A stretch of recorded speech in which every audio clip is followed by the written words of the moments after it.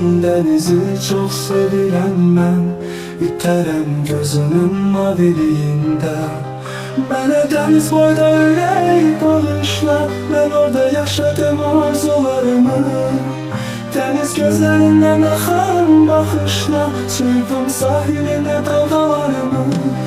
Ayrılık oldu nə də ki həsrət, sənin limanına heç yanaşmasın. Sən mənə dəniz ol, ismi mühəbbət, dalğan əllərimi heç buraxmasın.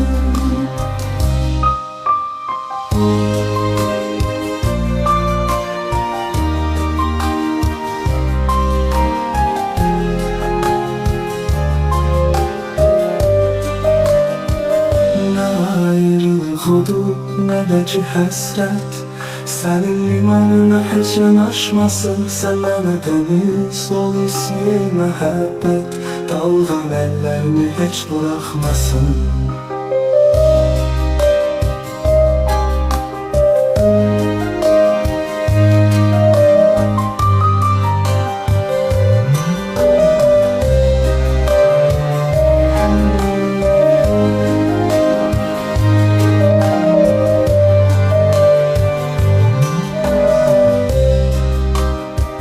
Sen mənə deniz ol, ismi məhəbbət, dalğan əllərimi heç buraxmasın.